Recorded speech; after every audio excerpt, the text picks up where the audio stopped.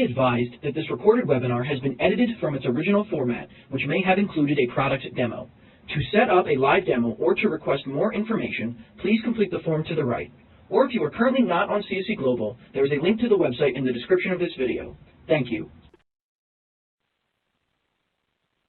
Hello everyone, and welcome to today's webinar, 2022 Annual Reports, How to Stay in Good Standing. My name is Caitlin Aliberta, and I will be your moderator. Joining us today is David Jeffries and Kimberly Moret. David is the Senior Product Manager for Global Compliance and Governance Services at CSE in the Wilmington, Delaware headquarters.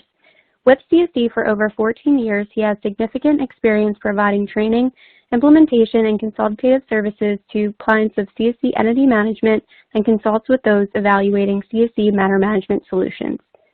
Kimberly is the Senior Customer Service Representative for CSE's Annual Reports Department. She's responsible for keeping her assigned clients in compliance with all states and some international jurisdictions. And with that, let's welcome David and Kimberly. Thank you, Caitlin. I can say that Kimberly and I are very excited to be here today to share time with our audience and excited to go through our content. And before we even get into the agenda, I want to take a moment to talk about CSE as a company. I'm sure there's a great portion of our audience that currently uses CSE today, but we also recognize there are folks that are not currently using any of CSE services. So there certainly are some stats here on the slide to talk about some of the markets that we serve. Over 180,000 corporate legal departments utilize CSE services. We're proud to say that over 90% of the Fortune 500 utilize CSE for at least one of the services that we offer. But to talk a little bit more about the company, we trace our roots back all the way to 1899. We're a global organization with offices in over 14 countries, but our headquarters is here in Wilmington, Delaware, where we were founded all those years ago. I also wanted to spend a moment to talk a bit about kind of our mission as CSE, and this will start to hopefully come into focus as we go through the presentation. But really, our mission is to provide world-class service and offer really solutions that integrate the services that we offer along with the technology. And so further on into the demo, or into the webinar, we're going to bring these concepts together and talk about some of the services and technology that we offer on annual reports, and I think hopefully that will shine through. So with that, I do want to turn things over to my colleague Kimberly to take you through today's agenda for our webinar. Thank you, David. On our agenda today, we're going to talk about what's an annual report.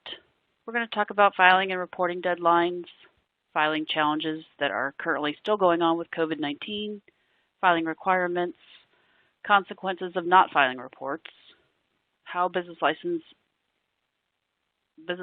are different from annual reports, what we can look forward to and reflect on from 2021, and then benefits of using CSE, and then we'll take some questions to evaluate your process to see how you're currently handling your annual reports.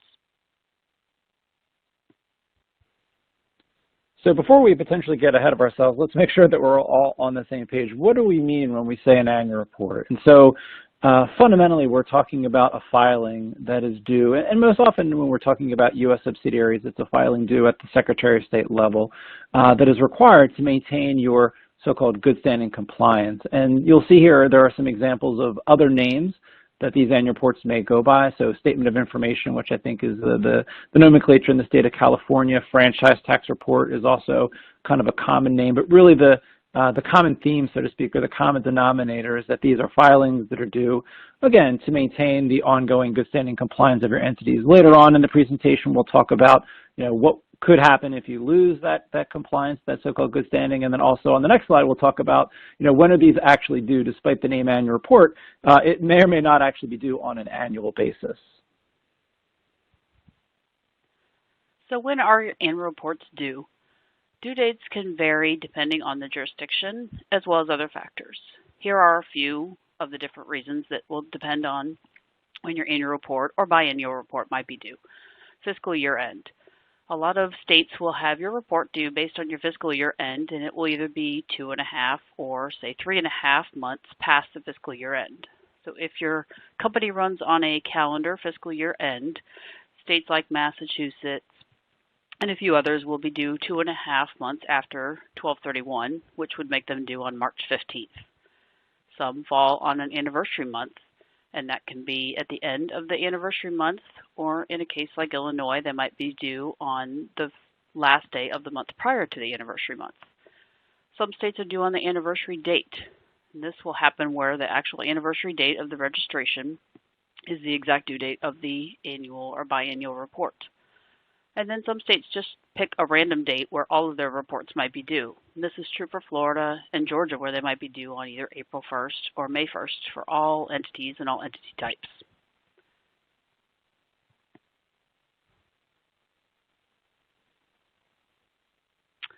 Let's talk about some annual report challenges that we have had to face with COVID-19.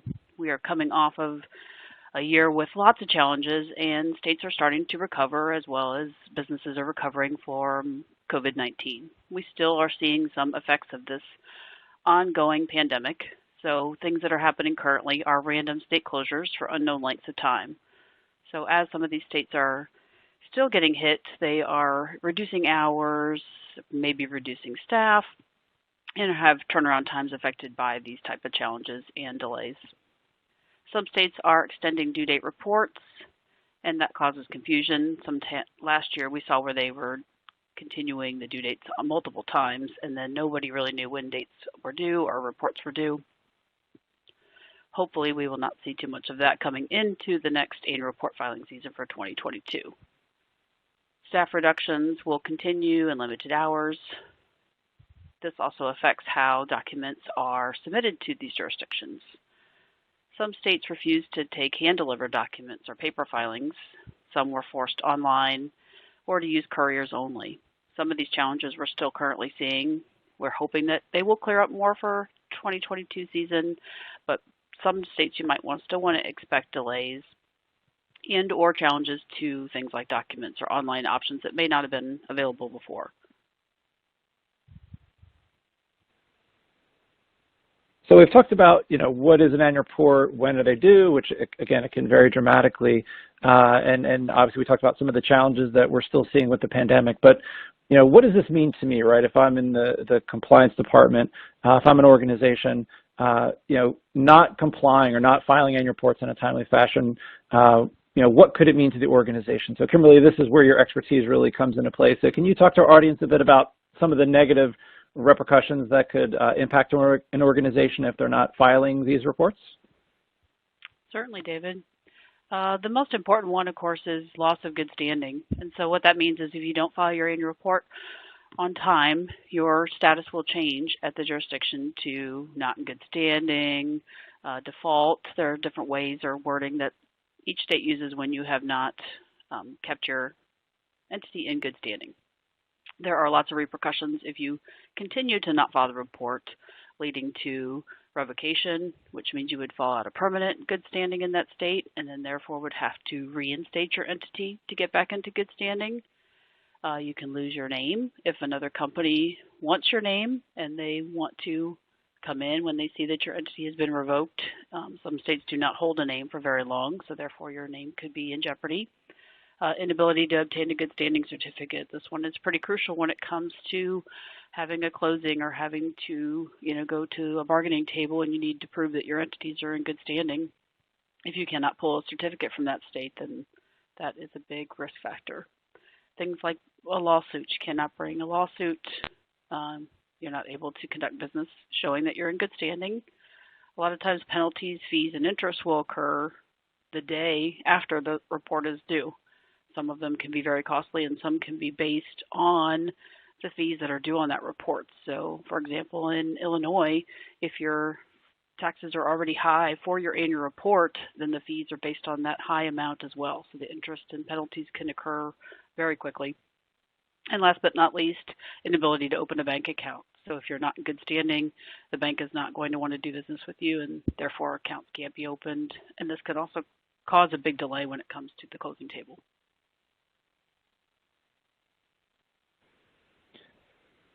So far in our webinar, we've been talking mainly about, or I've been thinking mainly about U.S. subsidiaries, right? We kind of talked about that definition of, annual filings due maybe most often at a Secretary of State level. But what if you're an organization that has a global presence? And so this slide talks about some of the nuance there, and it can become very challenging, especially if you have a broad global footprint. So we've kind of broken this down into a couple of areas. So U.S. territories or protectorates, again, annual reports and equivalent filings are certainly a concept that is in place within those jurisdictions. And one of the differences, and this really starts to become true across the globe, is that the penalties, and we talked about this on the last slide, some of the repercussions can be even more severe outside of the U.S. to the point where there can be not just civil but criminal proceedings in some cases for falling out of compliance with international entities. Canada is kind of an interesting part of the world to talk about. So there's this concept of what are called extra-provincial registrations. And so I'll try to explain this in plain English. So for folks that are maybe more familiar with U.S. entities, if you are formed, let's say, in the state of Delaware, but you're also doing business in the state of California, that might be called a qualification in the state of California. Sometimes it's called a foreign qualification. There's really a kind of a similar concept within Canada where maybe you are doing business in a province that is outside of where that entity is formed, which could be formed in a different province or could be formed at the federal level in Canada. But long story short, if you are an entity in Canada and you've got registrations in provinces outside of where you're formed, there are annual report requirements in those jurisdictions. When you talk about where that entity is, again, domiciled or where that entity is formed in Canada, which again could be a province or could be at the federal level, really now we're getting into some more robust requirements beyond just needing to file an annual report. Now you're getting into more what we describe as corporate secretarial requirements, which really kind of segues into what you're seeing there at the bottom of the slide, where once you start getting into parts of the world outside the U.S., outside of Canada, there are more stringent requirements. Certainly, again, the idea of an annual filing is very much in play globally, but there are more stringent obligations for an organization to maintain compliance outside of the U.S. Next, we're going to talk about business licenses and how they may differ to what we've been talking about with annual report filing requirements. Business license requirements are different in that they are not generally at the Secretary of State level. Sometimes they might apply at the Secretary of State, but more commonly they're going to require at the state level, federal, county, and or city level. Filing requirements are required in over 160,000 jurisdictions throughout the U.S. Licensing authority examples include Department of Health, Department of Insurance, City of Newark. Some examples of these type of licenses might be a liquor license. They might have something to do with, as an example, Department of Health. So anything to do with medical services. A lot of those type of businesses will have many different levels of requirements based on the fact that you're dealing with the public health. Depending on the nature of the business, multiple filings might be required. So when we start to assess business licenses, we look at the nature of your business, where you're doing business, and what those type of filing requirements are. Annual report requirements typically required for companies that are registered to do business with the Secretary of State. So as I said previously, the state level filing requirements for annual reports or biennial reports are always going to be at the state level jurisdiction, not at a county, federal, or city level as a business license will be required. Annual report requirements should be referenced by other state agencies when filing documents such as real estate or business licenses come into play. Entities file annual reports to maintain their good standing in a state, and then that's why they're filed at the state level and not a local or a federal agency level. Next, we're going to talk about our 2022 filing season and what we can expect next. More legislation changes are coming. States are always changing, and following from the pandemic, we're going to see, I think, even more changes of what's going to apply to how we do business differently after the pandemic and what more is possible with online filings. So I think that we'll see a lot of legislation coming due. We're going to see website updates to allow for more ease in filing electronically after the pandemic as well. States that also change their process for notifications. I think that's another thing that we're going to see a big change here in is reduced mailing more notifications that are going to come electronically, or possibly changes not at all, where the state is going to encourage you to put an email address in to get your own notification if you so choose. In time of economic uncertainty, a lot of states are moving to electronic notifications, like I just said, and moving to no notices at all. More legal departments will streamline governance by using the registered agent for both entity management and annual report or biannual report filings. States are accepting more alternative signature options these days, and that is a huge push after the pandemic as well, with electronic signatures, more online filing, and more use of things like DocuSign for documents that actually require a paper-style filing. So now I'm excited to talk about some of the benefits of partnering with CSC. We are certainly best known as a registered agent. It's a service that we've offered for over a century at this point, but certainly there are a range of additional services that CSC has to offer, including an incredibly popular annual report preparation and filing service that Kimberly is going to talk to in just a little bit. But I do want to talk first about some of the the general benefits of partnering with CSC. It really does start in terms of the transparency that our clients have with a platform that we call CSC Navigator, which we'll get to a little bit later on in the form of a demonstration. And so this is a software as a service platform where our clients can log in a secure fashion and have complete visibility to what I would really describe as their entity portfolio, the names of the companies, where they're formed and qualified, other critical information like the dates of registration, statuses that are coming from the Secretary of State. Also, we have access to what we call a good standing calendar, which gives automated visibility in terms of, well, when are my annual filings coming due, right? We talked about some of those challenges of trying to understand, is it based on the fiscal year end? Is it based on the entity type plus the state? All of that complexity is kind of taken away, and all the rules, so to speak, are built into the technology to give you clear and clean insight into when those annual filings are coming due. And then our clients can also receive notifications in advance, so they're staying on top of the filings. With that said, again, it's incredibly popular for clients to say, CSC, get this off my plate. I'll have you handle these reports, and I'll have you deal with that complexity for me.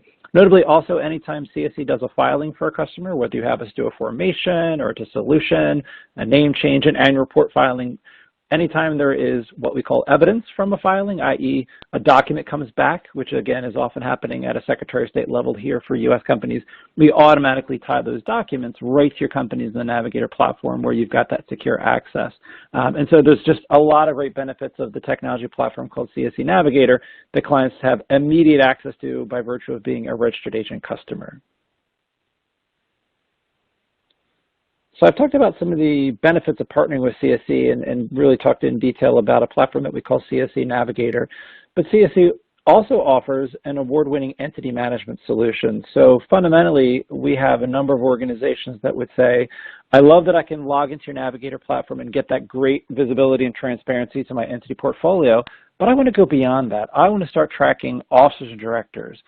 Not only am I interested in having access to the documents that CSC files on my behalf and seeing those evidence documents linked to my entities, but I want to be able to upload my own documents in the system. So for example, I have minute books and I want to digitize them, and I want to have a place to store my articles, my bylaws, any sort of charter documents, consents, resolutions, minutes, so to speak, of an organization.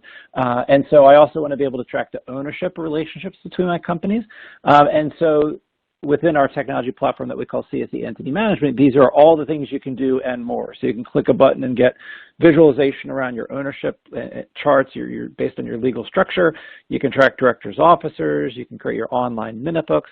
The platform supports the creation of an unlimited number of custom fields. So if there's information you want to track beyond just the basics of the names and where they're doing business, but you want to start creating your own fields in the system, that's something that you can do in an unlimited fashion as well. And then all of the data in the platform is completely searchable, sortable, and reportable. And one of probably the greatest strengths of all when we talk about our entity management platform is it's not a standalone database. It's not as if you would say, okay, well, I love the all the core vitals that you have in your Navigator platform in your role as my registered agent and handling filings. And now I want to do these additional things like charts and director officer tracking and minute books. And at that point, we're not saying, oh, well, let's start over and put you in a different system where you've got to start from scratch. our clients get to build on top of that incredible vetted data from CSC as the agent within our entity management platform. And again, doing that on top of all the information and documents that we maintain as your compliance partner and as a registered agent. So we talked a bit about the technology that comes along with CSC as your registered agent. We talked about entity management, which is an upgrade that clients can take advantage of, to go beyond some of the basics that we maintain as agent. But I also kind of alluded to our annual report service where clients are saying, get this off my plate, take this complexity away from me. And so Kimberly, again, this is what you do day in, day out. This is where you have great expertise. Can you talk to our audience about some of the specifics of CSC's annual report service? Sure, David. Some of the great benefits of using CSC, the annual report prep and file service, as we call it, is to determine when your annual reports are due, when they're due, and get everything into the entity management platform that you just spoke about. The first way we're going to do that is with an audit. So we're going to run an audit based on the list of companies that you provide to us when the service begins. We're going to do a full audit with each one of those state databases and or calling the state to find out what the current status is and when the last report filed was to gain a perfect scenario of what your entire picture looks like for your current portfolio. Then you can gain peace of mind and be confident that we are going to take it and run with it at that point. We're going to tell you when the next things are coming due. We're going to give you a view into a 30-day or 60-day or even 90-day window of when your reports are coming due, and work with you to make sure that we are meeting those deadlines by having all the right information up front when the service begins. All of that information is put into the entity management system, as you spoke about, David, and then is used for the annual reports going forward. We will then also track your deadlines, prepare any hard copy documents that can't be done electronically, and submit all the reports for you on time. And then at the follow-up end of that, we have invoice options that will fit your workflow. You can get an invoice as the reports are filed, and then we can talk about other options where you're billed monthly or even quarterly if that's how your current billing situation works. Next, we're going to talk about 5 questions to evaluate your process. What assurances do you have that your organization is in good standing and not at risk for paying penalties? This is something that you want to try to manage all the time, whether CSC manages your companies for you or not. How do you stay in good standing? How do you make sure that you're not at risk? What processes do you currently use? What do those processes look like when you're transitioning annual report filings? And what does the current person do, or what do you do when the current person changes roles? So what does that look like if you have someone unexpectedly leave your company, and how do you pick up the pieces? What is your backup plan to file a report on time if the state website goes down? Is there an option for a paper filing or some type of a workaround if the state is down or locked up on that particular due date? How do you manage that? How do you keep track of the PINs or access IDs that states send out sometimes by postcard or by email these days? Is there a place where you keep that information, and then where do you find it from year to year? How do you manage and keep track of the evidence of all the filings? So what do you do when the reports are filed?